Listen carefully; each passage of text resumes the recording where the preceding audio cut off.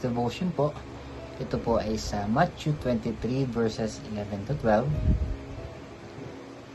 As we start po, let me remind you of one powerful truth na minsan po nakakalimutan natin. In God's kingdom, greatness is different. Sabi sa Matthew 23 verses 11 to 12, the greatest among you must be a servant. But those who exalt themselves will be humbled, and those who humble themselves will be exalted. Sa mundo po natin ngayon mga kapatid, no, ang sukatan ng pagiging greatness is kung gaano ka kataas, gaano ka kalakas, gaano ka ka-successful, or ka-recognize. Pero si Jesus po, iba po yun sa kanya. No? Sabi niya, gusto mong maging great, mag-serve ka.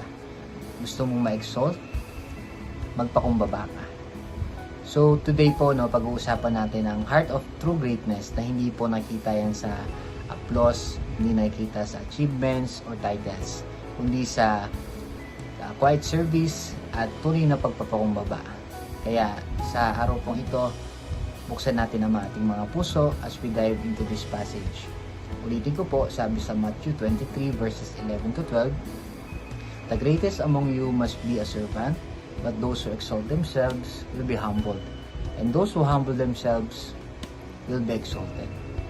Dito po ay kinausap ni Jesus ang mga Pharisees or yung mga religious leaders na sobrang concern nila sa pagiging respected and admired in public.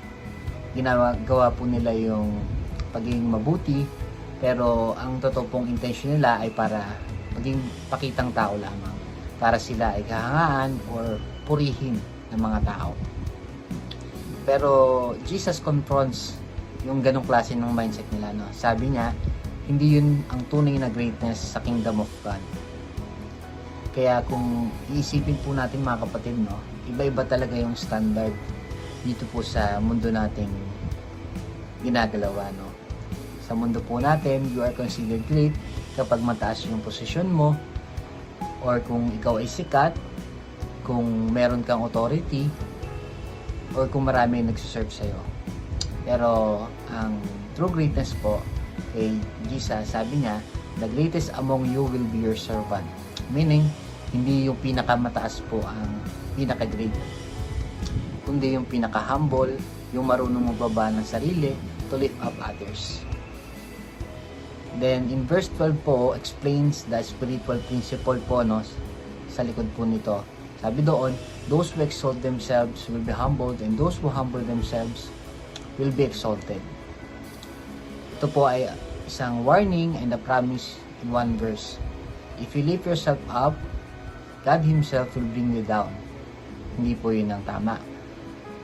Ang tama po, if you humble yourselves, God Himself will lift you up sa kanyang pong paraan at sa kanyang tamang oras.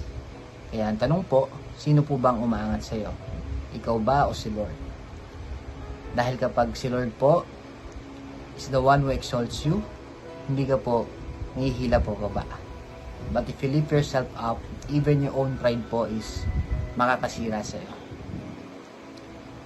So, paano nga po ba natin i-apply yung humility and servanthood today, no? Dapat po, serve quietly even when no one sees. Check po natin yung ating motibo and do everything for God's glory. Piliin po natin lagi yung humility instead of fighting back, and trust God to promote you in His perfect timing.